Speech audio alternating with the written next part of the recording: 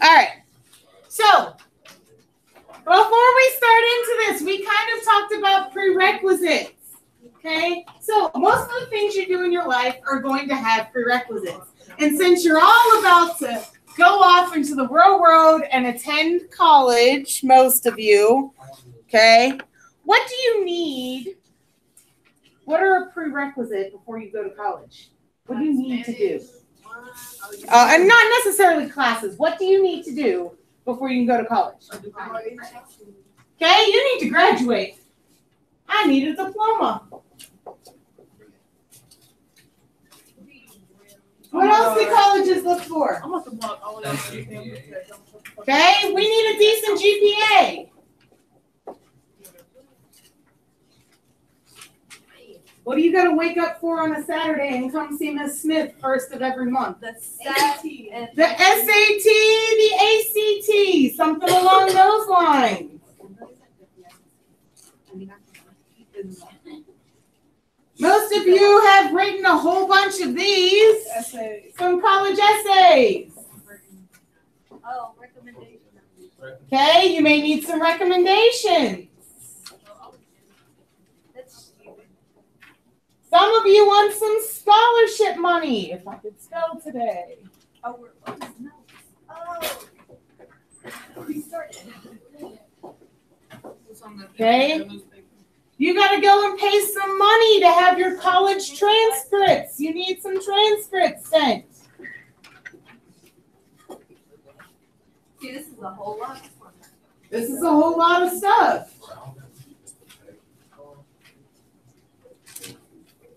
Let's see, what else do I got on here? You got to fill out some applications. Where are you at? We're on that separate sheet of page that I had to print.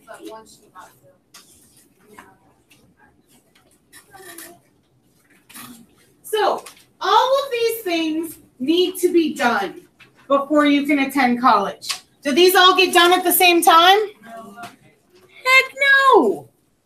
Okay, so things have to go in a certain order. So, this is what happens. We end up with issues of scheduling. Okay, I can't go to college until I filled out my FAFSA. Okay, that's important. It takes a while for the FAFSA to come in. But in order to do your FAFSA, you need your taxes done. Okay, so everything has an order to it, is basically what we're getting at here. Okay, and it causes some scheduling conflicts. Anybody still need this page up? All right, so these are the basic elements that you're going to look at. We just talked about it. No, it was just, it gives me talking points. So, in order to schedule things in life, we need one, what they call processors. These are the workers.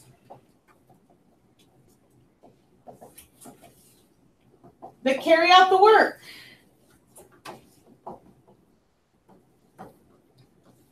Okay, so this could be a computer, this could be a mechanic. I hate mechanics at this point right now. They're evil. I just don't understand how on earth you drain transmission fluid instead of oil. He must have been lubed. I don't care, his butt had better be fine. Because he's cost Walmart some buku bucks to fix my car. What was his name? I don't know. I wasn't there. My husband was there with my daughter. 5 hours. Damn. I was like, hey, oh, no. Like, we knew within the hour that they had messed up. But by the time they got a tow truck out to Walmart, to tow my car to Subaru, to then take my husband and my daughter to Avis to get a rental car, 5 hours. Okay, so your processors complete what we call tasks. Your tasks are an indivisible unit of work.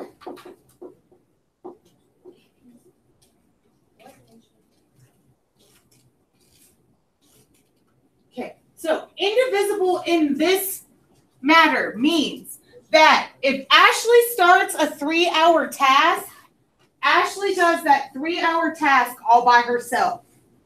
Okay? She can't work on it for an hour and a half and then switch off and give it to Cat Rice to finish.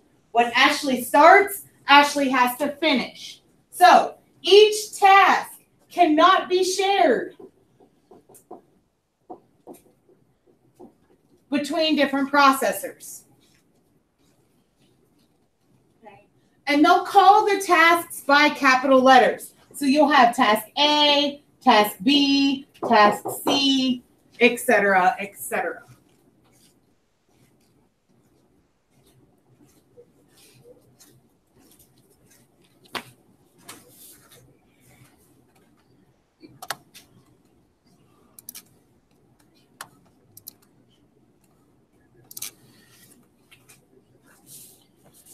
Okay.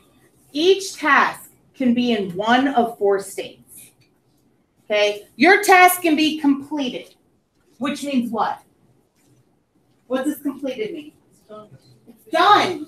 Okay. So your processor has started and finished the task. It's done.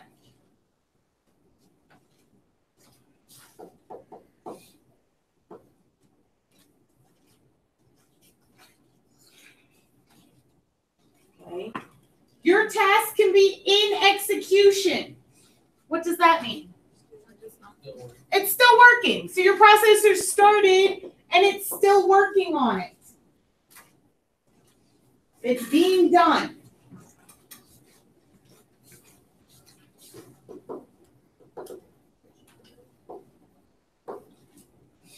Okay. Your task can be in a state where it's ready. What does that mean? Ready. It's ready to be started. Okay? So, it's could be started because all prerequisites have been completed.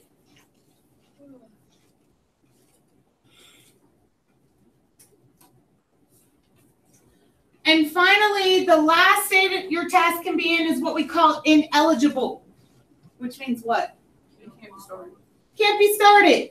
Okay? It cannot be started because some number of prerequisites have to be done first. Okay? There's something that has to come before it, which makes it ineligible.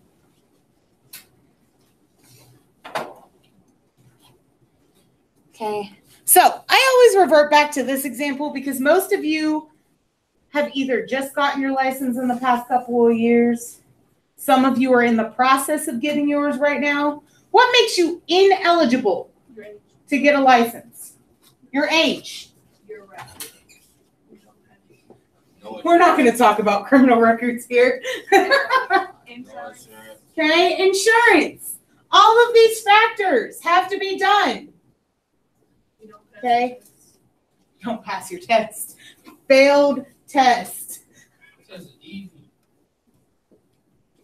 Okay. I have a question. Yes. Your license expires. Do you have to take a driver's license again? Like I got my license when I was 16. Uh-huh. And I never got my after nines because I just didn't. And then they expired on my birthday because I turned 18. So do I have to drive again when I go get my license? I don't think so. It's just you're driving illegally right now. I know that. I mean, I have an ID. Her name is. After, yeah, you're supposed to get some after your after nine. You would have said that. Because your after nine expire when you turn 18. I think.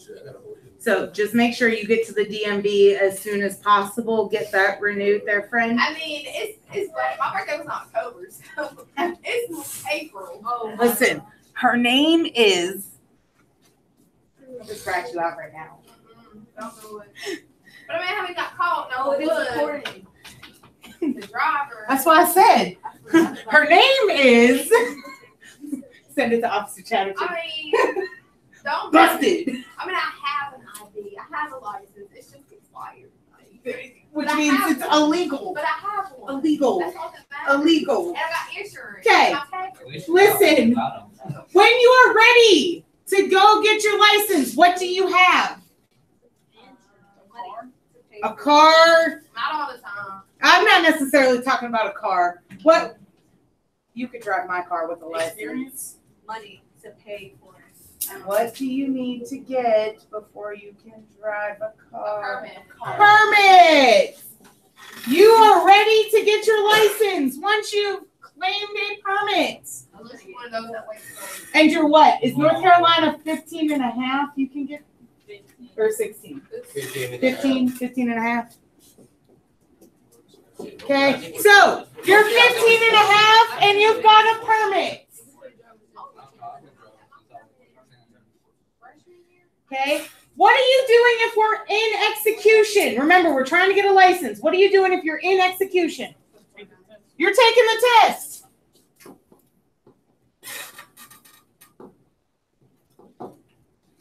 And when you're complete and you finish the test, you get a pretty little license. That comes in about 2 weeks. We're not going to talk about how ugly those pictures are either. I have braces in it, though. You had braces in it? Yeah. Oh, I got my permit for I got racing. pea head. I think. Yeah. You can change. I could have got an 8th grade. Like, you know how they take drivers in the 8th grade? Listen, my school never offered driver's ed. Really? Wow. So did you have to wait till you were 18 or you went to the No, we had to hire somebody because my parents were too afraid to let me drive their car. It made my mother nervous. She couldn't do it. And my dad would just scream at me, and I can't drive when somebody's screaming at me. So we paid somebody to do it. My mom, I swear. Oh, She so was- it ain't Mexican. My mama didn't want me to get my license. Literally the day I went, she was like, I'm kind of praying that you fail. I was like, well, damn. My dad told me that. I texted you. My dad told me he'd never let me get my license until I learned how to drive a stick. He said, because you should be able to drive everything on the My road. mama And said she wanted me to guess get what? my Miss still doesn't know how to drive a stick, and she's 30. Really? I know how to drive one already. I feel like I would burn the motor up. Like, I wouldn't know how to switch them. All right. Your friend is like, Yeah, like, I'm not. I be switching them shit. I was like, forget, and I was like, oh, shoot. Okay, back on track, please. So, your processing times. This is the amount of time that you spend on a task. Again, without interruption.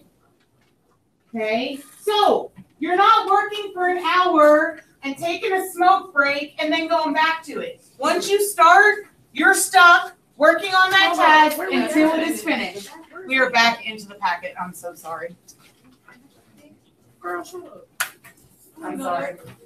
I'm sorry. We're back in the packet now. Okay. So, again, no breaks. Okay. Not even a pee break. Suck it up. What, for 3 hours? Yep. 3 hours. Yeah, Suck it up, Buttercup. Okay. So, we assume 3 things about the processing times. First off, they're versatile, which means any processor can execute any task. Okay. That means if we're trying to fix a car, okay, but Yesenia is not a mechanic. In this situation, she is. She can do anything she wants. Okay.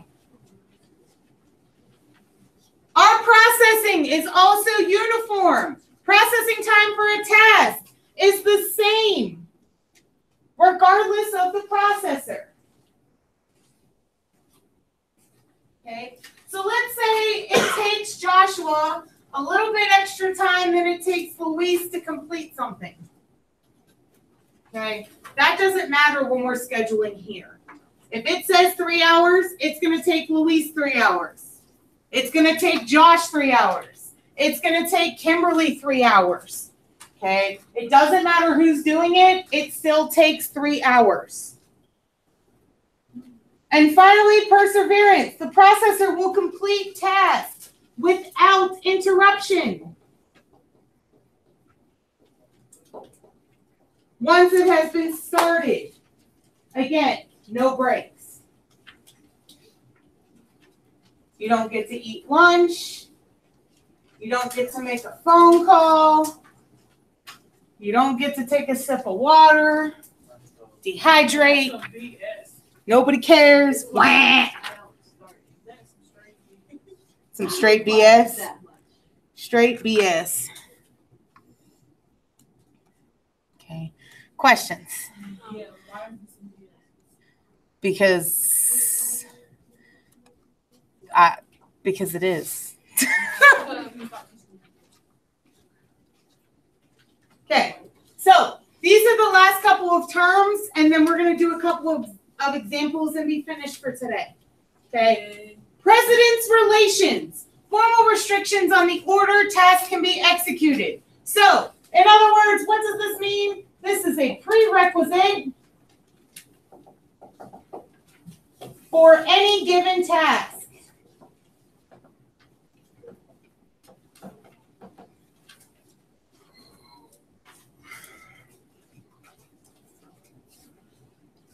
And this is shown by arcs. Okay. So we show this by arcs.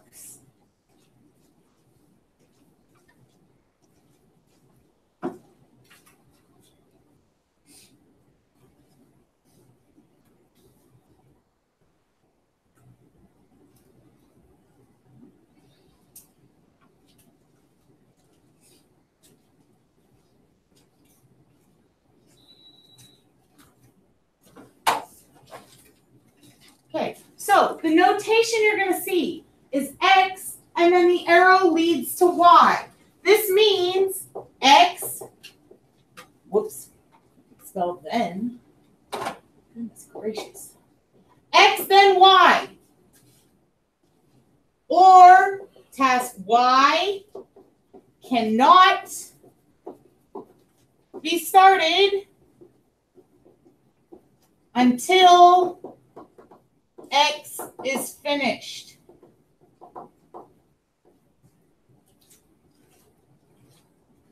So if X leads to Y, that means I need to start task X. I need to work however many hours task X takes and finish it before Y can even be started. So when X is being used, that means that Y is ineligible. Y is not ready until task X is completed. Graphically, you're going to see it written like this. You'll see the dot for X and the dot for Y.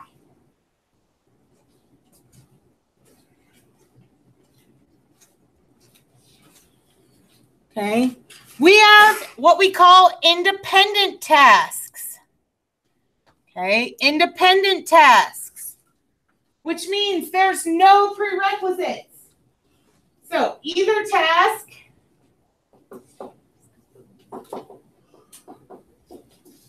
can be started first or both at the same time.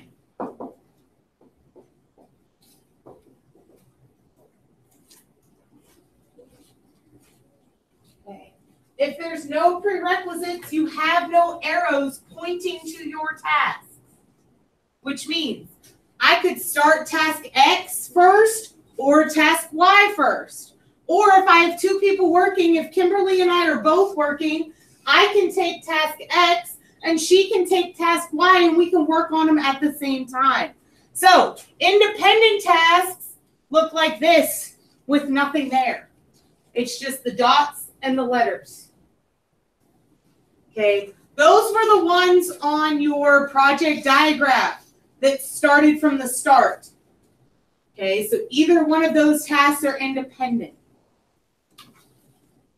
Okay. Your tasks are also transitive. Okay, so in other words, if X has to be started before Y and Y has to be started before Z, that also means that X is going to be done before Z. So if X has to come before Y and Y has to come before Z, that means X also comes before Z.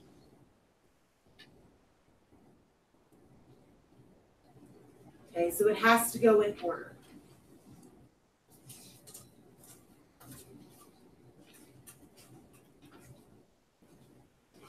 The last one is what we call a cycle.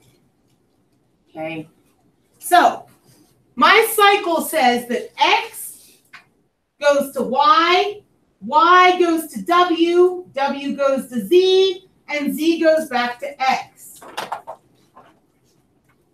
Okay? It's a cycle. Around and around and around and around.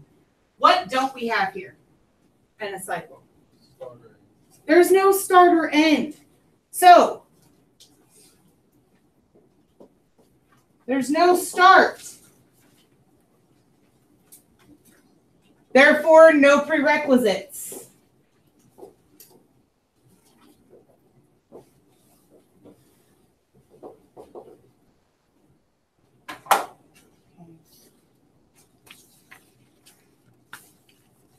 If there's no start, there is no prerequisites. All right, we're going to talk about some finishing times and some optimal times and how to handle this all. Because again, it is on your release test. Guarantee you're going to see this on your final. Okay.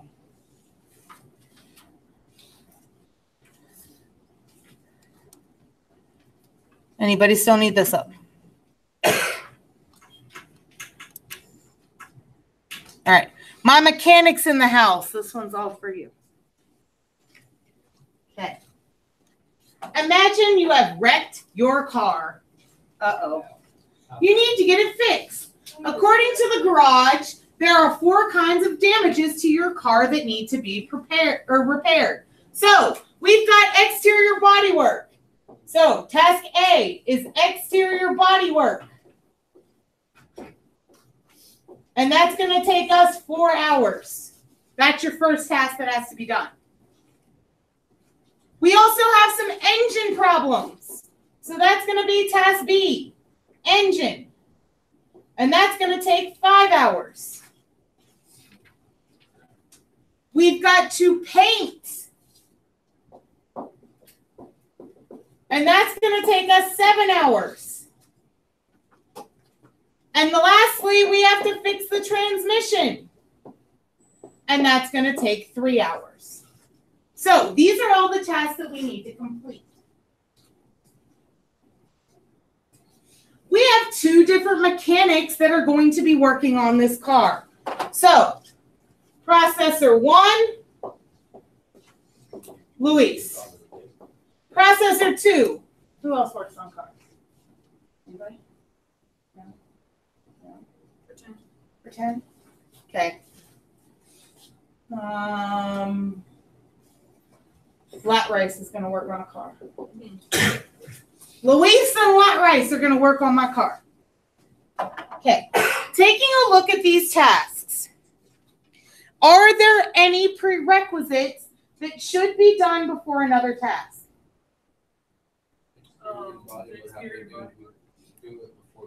Okay, so we're going to have to fix up that exterior bodywork before we paint the car. So A has to come before C.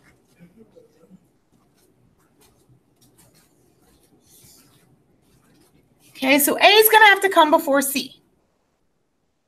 So we've got some things that we need to figure out. First off, what is my finishing time? How long is it going to take my 2 mechanics to do all 4 repairs from beginning to end? 19 hours.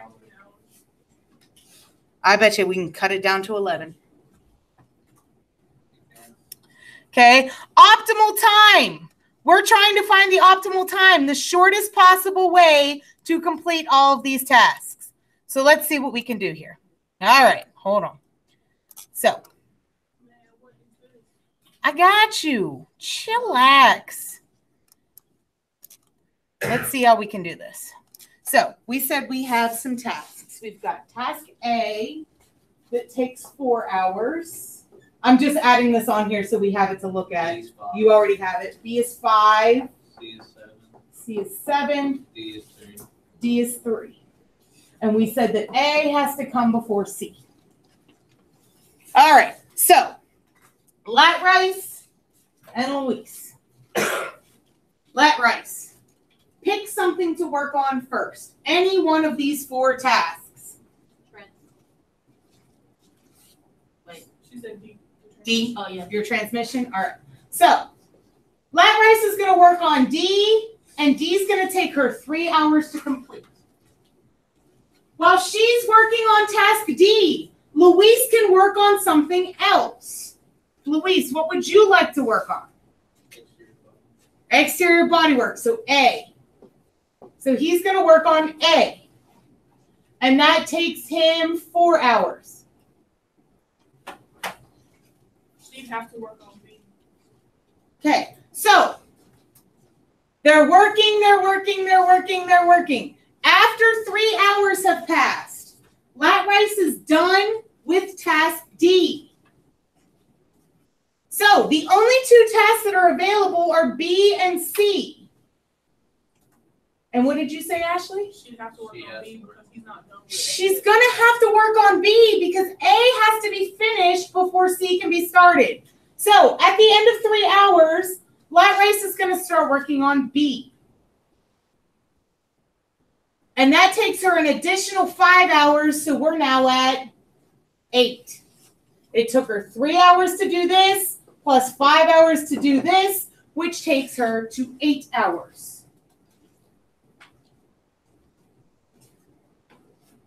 After 4 hours, Luis is ready to do something else. Well, the only task available is C, and that takes him 7 hours.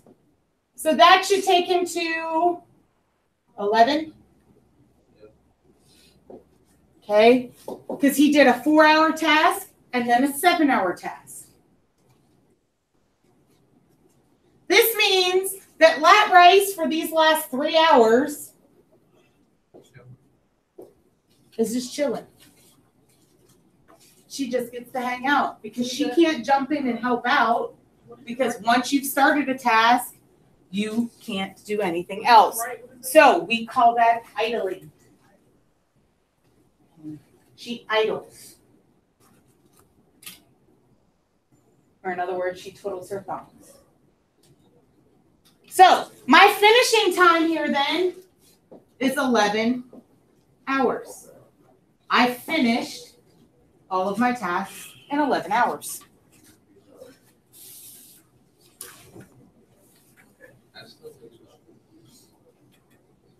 Okay, let's try to do this in a different order. So let's get Ashley and Abigail are going to work on my cars now.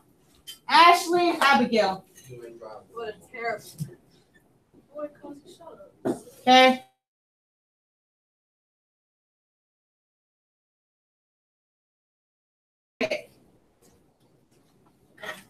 A. Ashley wants the task A. That takes her 4 hours. Okay. Well, Ashley's working on A. Abigail, what would you like to work on? Something other than D, since we started with A, B in the first place. B. Okay. Notice she didn't choose C. C cannot be done until A is finished. So she picked up task B, which takes her 5 hours. Okay, so we're working. At 4, Ashley has finished task A, so now she can either choose C or D. What you want? You want D. So that takes her to 7. 4 plus 3 takes her to 7.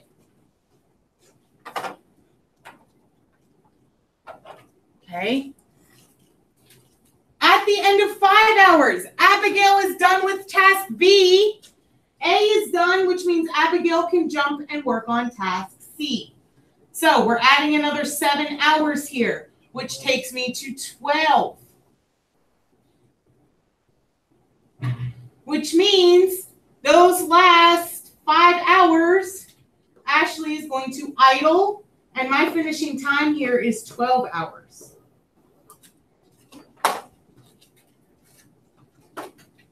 Are you supposed to pick which one's the short? Yes. Okay, so that's another way you can do it. So we did A and B. That's the 12-hour one. Did A and B, A and D. Okay,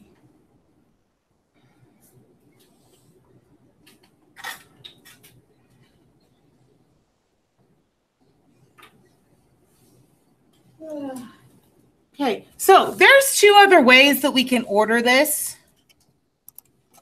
So I had one that went from A, which took 4 hours, B, which took 5 hours.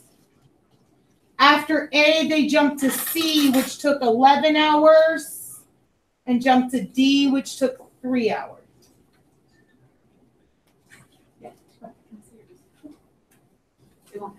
You're fine. It is hot, yes. Welcome to my life. Oh, I know that hallway. Just walking into the hallway. I will take it. Hold on. So after you put D, it went to 8, and then from 8 to 12, 8 to 11, it was 9. Yes. Okay. So I can also schedule task A and B first for both of my processors, but instead of jumping from A to D, I could go A to C. And that actually saves us an hour. Okay? So that saved us a whole hour. And we're back down to 11 hours. The last way we can do this is I can schedule B first and D first. Okay. But if I schedule B and D first, once processor 2 is done with D, they've got to go to A because A has to be finished before C is. So they'll actually take that out to 7 hours. Well, the thing that sucks, though, is nobody can start task C until 7 hours are up. So there's actually idling time in between the tasks where processors can't do anything because nothing is ready. So this actually takes us out to 14.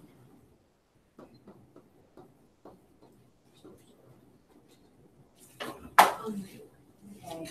So depending on what you choose to do first can save you time or make you take longer than what you ever expected. Okay. So it's a matter of looking at things and what you can do beforehand. Okay. Questions? All right.